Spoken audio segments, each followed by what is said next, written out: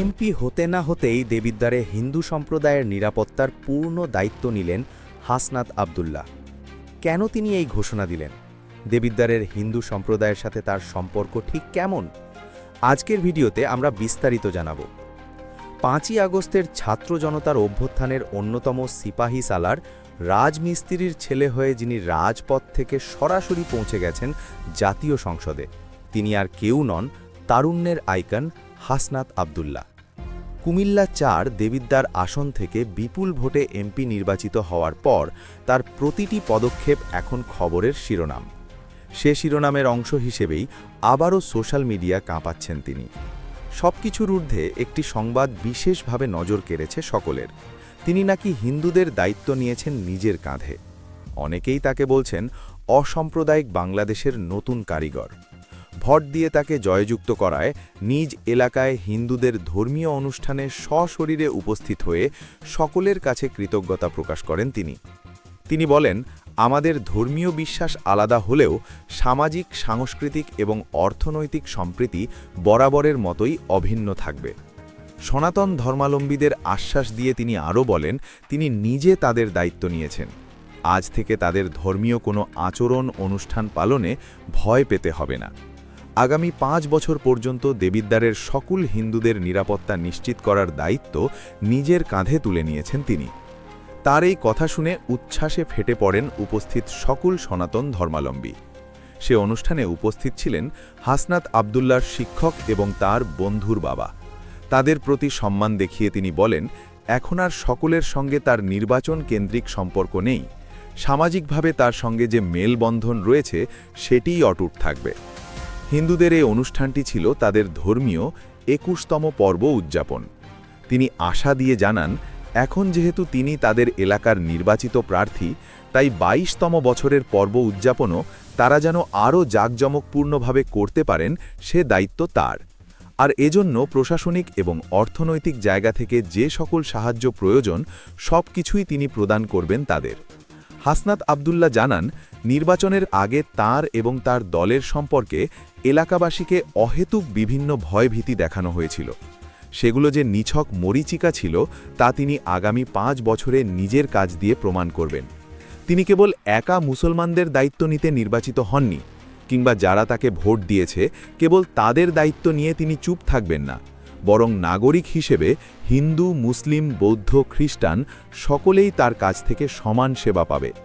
এই সেবা দেওয়াকালীন কোনো রকমের ধর্মীয় পরিচয়, ভাষার পরিচয়, গোত্রের পরিচয়কে তিনি প্রাধান্য দেবেন না। পরিশেষে সকালের উদ্দেশ্যে তিনি সহযোগিতা কামনা করেন। হাসনাত আবদুল্লাহ কুমিল্লা ৪ আসন থেকে ২০২৬ সালের জাতীয় সংসদ নির্বাচনে বিপুল ভোটে জয়লাভ করেছেন। ৫ই আগস্টের পরবর্তী সময়ে এবং নির্বাচনের প্রচারণার সময় তিনি দেবিদ্বারের হিন্দু সম্প্রদায়ের পাশে দাঁড়িয়ে যে অসাম্প্রদায়িক বার্তা দিয়েছিলেন তা বর্তমানে ব্যাপক আলোচনার বিষয়। দেবিদ্বার উপজেলার সব কেন্দ্রেই শাপলাকলি প্রতীকে বিপুল ভোটে জয়লাভ করে রেকর্ড গড়েছেন হাসনাত আবদুল্লাহ। স্থানীয় ভোটারদের সক্রিয় অংশগ্রহণ ও সমর্থকদের ঐক্যবদ্ধ প্রচেষ্টায় তিনি উল্লেখযোগ্য ব্যবধানে নির্বাচিত হন। ফলাফল ঘোষণার পর থেকেই দেবিদ্বারের রাস্তায় নেমে আসেন হাসনাত আবদুল্লাহর হাজার হাজার সমর্থক। উপজেলার বিভিন্ন এলাকায় আনন্দ উল্লাস ছড়িয়ে পড়ে। গ্রামে গ্রামে মিছিল, শুভেচ্ছা সমাবেশ ও স্বতঃস্ফূর্ত উদযাপনের মাধ্যমে সমর্থকরা তাদের আনন্দ প্রকাশ করেন। তারা শাপলাকলি স্লোগানে পুরো এলাকা মুখরিত করে তোলেন। তবে বিজয়ী হয়ে হাসনাত আবদুল্লাহ তার সমর্থকদের শান্ত থাকার আহ্বান জানিয়েছেন। তিনি কোনো ধরনের বিজয় মিছিল বা উস্কানিমূলক আচরণ না করার নির্দেশ দিয়েছেন। শুরু থেকেই এই আসনে হাসনাত আবদুল্লাহর পক্ষে ব্যাপক গণজোয়ার লক্ষ্য করা গেছে। বিশেষ করে ছাত্র জনতার অভ্যুত্থানের অন্যতম এই সমন্বয়কের পক্ষে তরুণ প্রজন্মের সমর্থন ছিল চোখে পড়ার মতো। এবারের নির্বাচনে কুমিল্লা ৪ আসনটি সারা দেশের মধ্যে অন্যতম আলোচিত আসনে পরিণত হয়েছিল। বিশেষ করে বিএনপির হেভিওয়েট প্রার্থীর প্রার্থিতা বাতিল হওয়ায় এই আসনে নতুন রাজনৈতিক মেরুকরণ তৈরি হয়েছিল। নির্বাচনের ফলাফল ঘোষণার পর সাংবাদিকদের সঙ্গে সরাসরি মতবিনিময়ে নবনির্বাচিত এমপি বলেন, তিনি অন্যায়, চাঁদাবাজি এবং সংগঠিত অপরাধ চক্রের বিরুদ্ধে কঠোর অবস্থান গ্রহণ করবেন। আইনের শাসন প্রতিষ্ঠা এবং সাধারণ মানুষের নিরাপত্তা নিশ্চিত করা তার প্রধান অগ্রাধিকার হবে বলেও জানান। তিনি বলেন, জনগণ পরিবর্তন চেয়েছে, তাই পরিবর্তন এসেছে। আমি জনগণের বিশ্বাসের মর্যাদা রাখতে চাই। হাসনাত আব্দুল্লাহ জানান, সরকারের নির্ধারিত সকল সুযোগ সুবিধা পর্যায়ক্রমে ইউনিয়ন ও ওয়ার্ড পর্যায়ে পৌঁছে দেওয়া হবে। শিক্ষা, স্বাস্থ্যসেবা, যোগাযোগ ব্যবস্থা ও স্থানীয় অবকাঠামো উন্নয়নে বিশেষ পরিকল্পনা গ্রহণের কথাও উল্লেখ করেন তিনি। তার ভাষায়, উন্নয়নের সুফল যেন সমাজের সব স্তরের মানুষের কাছে পৌঁছে যায়, এই বিষয়টি নিশ্চিত করাই হবে তার প্রধান লক্ষ্য। স্থানীয় বাসিন্দাদের মতে, পূর্বের তুলনায় তার আচরণ ও রাজনৈতিক দৃষ্টিভঙ্গিতে ইতিবাচক পরিবর্তন লক্ষ্য করা যাচ্ছে। হাসনাত আব্দুল্লার নীতিগত অবস্থান ও জনকল্যাণমুখী বক্তব্যে সাধারণ মানুষ আশাবাদী হয়ে উঠেছে। অনেকেই মনে করছেন, নতুন নেতৃত্ব দেবিদ্বারে উন্নয়ন ও সুশাসনের নতুন ধারা প্রতিষ্ঠা করতে পারে। সৌদি আরব সহ বিশ্বের বিভিন্ন দেশে অবস্থানরত প্রবাসী বাংলাদেশিরাও তার বিজয়ের সন্তোষ প্রকাশ করেছেন। প্রবাসীদের মতে, নিজ এলাকার উন্নয়ন ও জনগণের কল্যাণে দৃঢ় নেতৃত্ব প্রদান করলে দেবিদ্বার জাতীয় পর্যায়ে একটি উন্নয়ন মডেল হিসেবে পরিচিতি পেতে পারে। রাজনৈতিক বিশ্লেষকদের মতে, এই বিজয়ের মাধ্যমে দেবিদ্বার উপজেলার জনগণ পরিবর্তনের পক্ষে তাদের অবস্থান স্পষ্ট করেছে। এখন সবার নজর থাকবে নবনির্বাচিত সংসদ সদস্যের কার্যক্রম ও প্রতিশ্রুতি বাস্তবায়নের দিকে। স্থানীয় জনগণের আশা, নতুন নেতৃত্বের মাধ্যমে উন্নয়ন, সুশাসন ও জনকল্যাণমূলক কার্যক্রম আরও জোরদার হবে এবং দেবিদ্বার উপজেলার সামগ্রিক অগ্রগতি ত্বরান্বিত হবে। 2026 সালের নির্বাচনে 11 দলীয় জোটের প্রার্থী হিসেবে জাতীয় নাগরিক পার্টি থেকে শাপলাকলি প্রতীক নিয়ে লড়েন হাসনাত আব্দুল্লাহ। দেবিদ্বারের 116টি কেন্দ্রের সবকটিতেই তিনি জয়ী হয়েছেন। তিনি পেয়েছেন 1,72,000-এর বেশি ভোট, যেখানে তার নিকটতম প্রতিদ্বন্দ্বীর ভোট ছিল মাত্র 26,000। এই বিশাল ব্যবধানে জয় বলে দেয় দেবিদ্বারের মানুষ তাকে কতটা গ্রহণ করেছে। কিন্তু এই জয়ের পর তার প্রথম প্রতিশ্রুতিগুলোর একটি ছিল অসাম্প্রদায়িক সম্প্রীতি বজায় রাখা। হাসনাত আব্দুল্লাহ কেবল এমপি হওয়ার পর দেবিদ্বারের পাশে দাঁড়িয়েছেন তা কিন্তু নয়। মনে আছে 2025 সালের দুর্গাপূজার কথা?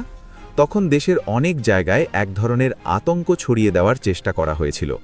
কিন্তু হাসনাত আব্দুল্লাহ তখন কুমিল্লার দেবিদ্বারের বড়শালগড় ইউনিয়নের সংচাইল গ্রামে পূজা মণ্ডপ পরিদর্শনে গিয়ে ঘোষণা করেছিলেন যে 5ই অগস্টের পর হিন্দু সম্প্রদায়কে যে ভয় দেখানো হতো তা ছিল এক ঐতিহাসিক মিথ্যা। তিনি মণ্ডপে নগদ অর্থ সাহায্য এবং হিন্দু নারীদের শাড়ি উপহার দিয়েছিলেন। তিনি পরিষ্কার বলেছিলেন, আমাদের বিশ্বাস আলাদা হতে পারে, কিন্তু সামাজিক ও সাংস্কৃতিকভাবে আমরা এক। এমপি নির্বাচিত হয়ে শপথ নেওয়ার পরই হাসনাত আব্দুল্লাহ অ্যাকশন মুডে। তিনি স্পষ্ট করে দিয়েছেন যে দেবিদ্বারে কোনো চাঁদাবাজ বা ভূমিদস্যুর ঠাঁই হবে না। বিশেষ করে হিন্দু সম্প্রদায়ের জমি দখল বা তাদের ওপর কোনো রকম হেনস্থা হলে তিনি তা কঠোর হাতে দমন করার ঘোষণা দিয়েছেন। তিনি বলেছেন, আমি আপনাদের সাহায্য করতে আসিনি, আমি সাহায্য চাইতে এসেছি। আপনাদের দায়িত্ব আমি নিলাম, আর আপনাদের দায়িত্ব আমাকে সাহায্য করা। তার এই বক্তব্যে হিন্দু সম্প্রদায় স্বস্তি ফিরে এসেছে। শপথ নেওয়ার পরপরই নিজ নির্বাচন এলাকায় ছুটে আসেন এমপি। বিভিন্ন গ্রাম পরিদর্শন করে তিনি সাধারণ মানুষের সঙ্গে মতবিনিময় করছেন এবং নির্বাচনী অঙ্গীকার বাস্তবায়নের আশ্বাস দিচ্ছেন। বিশেষ করে শহীদ পরিবারের কর্মসংস্থান নিশ্চিত করার প্রতিশ্রুতি দিয়ে আগামী মার্চের মধ্যে তা বাস্তবায়নের কথা পুনর্ব্যক্ত করেছেন তিনি। বুধবার সকাল থেকে তিনি উপজেলার 11টি শহীদ পরিবারের বাড়িতে গিয়ে তাদের খোঁজ খবর নেন। শপথ গ্রহণের পর রাতে কুমিল্লার দেবিদ্বারে এসে ক্ষুদ্র ব্যবসায়ীদের সঙ্গে দেখা করেন তিনি। হাসনাত বলেছেন, কেউ চাঁদা নিতে আসলে খুঁটির সঙ্গে বেঁধে রাখবেন, তারপর পুলিশকে খবর দেবেন। দেবিদ্বারে কোনো চাঁদাবাজের ঠাঁই হবে না। দেবিদ্বারের অর্থনীতির একটি বড় অংশ নিয়ন্ত্রণ করেন হিন্দু ব্যবসায়ীরা। হাসনাত মনে করেন, যদি এই সম্প্রদায় নিরাপদ না থাকে তাহলে দেবিদ্বারের উন্নয়ন সম্ভব নয়। তিনি বলেন, দেবিদ্বারের রাস্তাঘাটের উন্নয়নের জন্য যে 338 কোটি টাকার বরাদ্দ এসেছে তার সুফল হিন্দু মুসলিম সবাই সমানভাবে পাবে। তার মতে, নতুন বাংলাদেশে ধর্ম বর্ণ নির্বিশেষে সবাই হবে সমান নাগরিক।